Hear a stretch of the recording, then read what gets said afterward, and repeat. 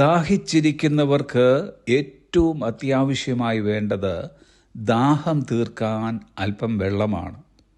ആയതുപോലെ വരണ്ട് വിണ്ട് കീറിക്കിടക്കുന്ന ഒരു തരിശു നിലത്തിന് വേണ്ടത് നിലത്തെ തണുപ്പിക്കുവാൻ ഉതകുന്ന ഒരു നീരൊഴുക്കുമാണ്. ആത്മീയ ദാഹത്തിൻ്റെയും ആത്മീയ വരൾച്ചയുടെയും സാഹചര്യത്തിൽ കൂടി കടന്നു പോകുന്ന ദൈവമക്കൾക്കായി പ്രതീക്ഷയ്ക്ക് വക നൽകുന്ന ഒരു തിരുവചന ഭാഗം പ്രസ്താവിച്ചു കൊള്ളട്ടെ.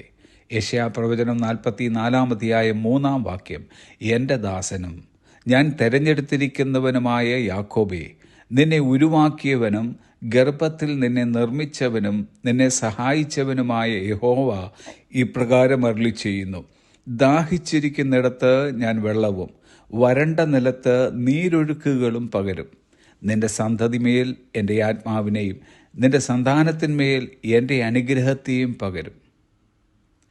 മനുഷ്യ മനസ്സിൻ്റെ ഇന്നിൻ്റെ ഏറ്റവും വലിയ ആവശ്യമെന്നത് ആത്മാവിൻ്റെ ദാഹം ശമിപ്പിക്കുക എന്നതാണ്.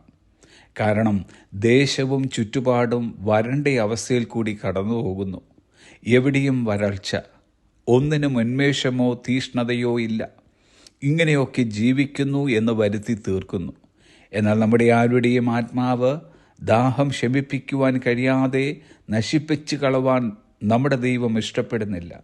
അതുകൊണ്ടാണ് ഉത്സവത്തിൻ്റെ മഹാദിനമായ ഒടുക്കത്തെ നാളിൽ യേശു കർത്താവ് നിന്നുകൊണ്ട് ഇങ്ങനെ വിളിച്ചു പറഞ്ഞത്. യോഹന്നാന്റെ സുവിശേഷം 7:37 വാക്യം, ദാഹിക്കുന്നവനെല്ലാം എൻ്റെ അടുക്കൽ വന്ന് കുടിക്കട്ടെ. ഏറിയ ദാഹത്തോടും വാഞ്ചയോടും പ്രതീക്ഷയോടും കൂടെ യേശു കർത്താവിൻ്റെ അടുക്കൽ ആർ കടന്നു വരുന്നുവോ അവരുടെ ദാഹം ശമിപ്പിക്കുക മാത്രമല്ല, അവരുടെ ഉള്ളിൽ പകരപ്പെടുന്ന ആത്മാവ് അവിടെ തന്നെ നിൽക്കാതെ അത് ജീവജല നദികളായി പുറത്തേക്ക് ഒഴുകുകയും ചെയ്യും.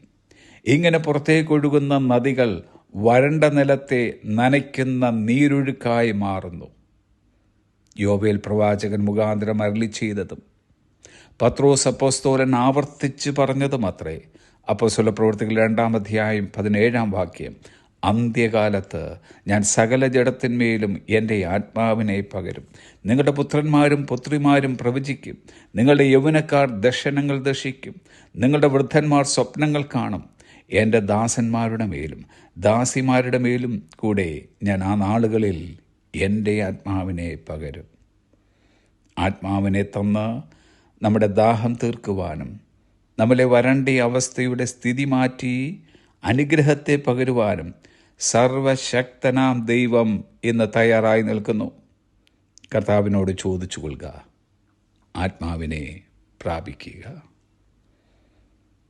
Have a blessed day.